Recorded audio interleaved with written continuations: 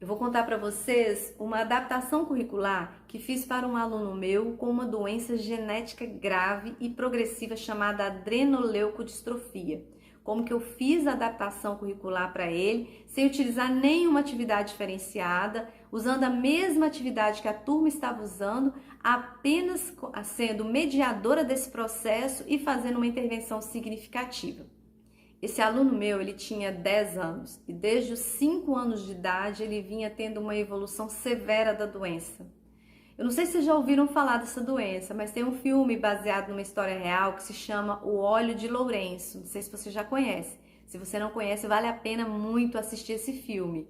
É uma doença muito rara, não é uma doença comum. Muito raro você ter um aluno com essa deficiência. Porém, a gente não sabe o dia de amanhã, por isso é bom a gente conhecer. Esse filme é muito lindo, eu chorei demais quando assisti esse filme e já assisti várias vezes. Quando você assistir o filme, você vai entender um pouco mais quando eu falar sobre esse meu aluno.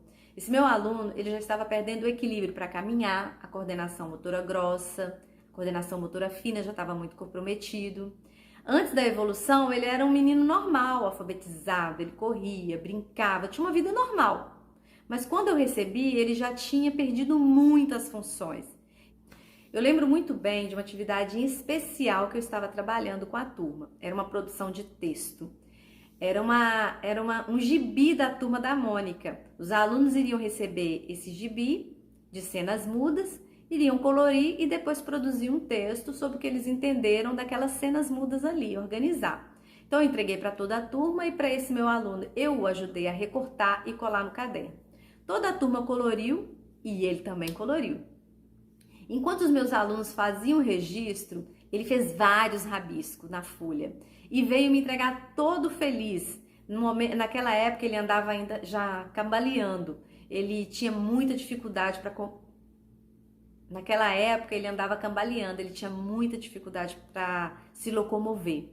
Então, enquanto os alunos estavam registrando a produção de texto, ele veio e me entregou uma folha toda rabiscada.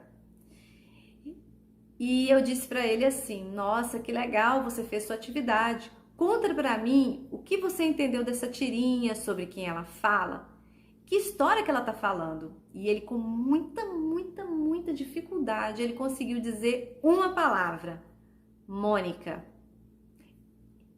Ele tinha entendido que as cenas mudas falavam sobre Turma da Mônica.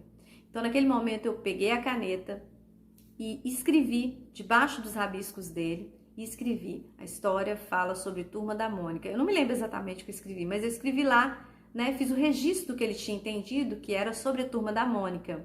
E aí, eu, como faço com todos os alunos, eu dei um certo e escrevi parabéns. Pensa num garoto que ficou feliz. Ele ficou extremamente feliz, ele saiu carregando aquele caderno todo feliz e voltou para o lugar dele.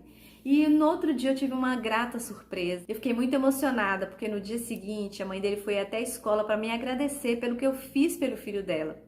Ela disse que os professores anteriores sempre entregavam todas as atividades que o filho fazia e as atividades vinham sempre escrito: incompleto, errado, não fez.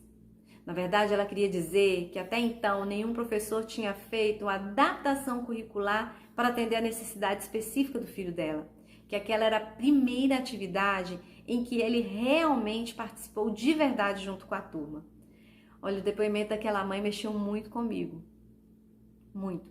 No ano seguinte, esse aluno morreu, ele faleceu, mas ele deixou para mim um grande aprendizado, de que com uma pequena intervenção eu posso transformar a vida de alguém.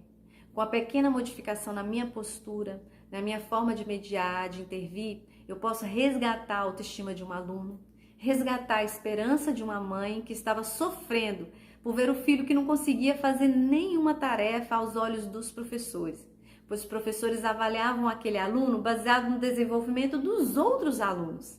E apesar dele não saber escrever, ele sabia sobre o que estava sendo falado naquela aula.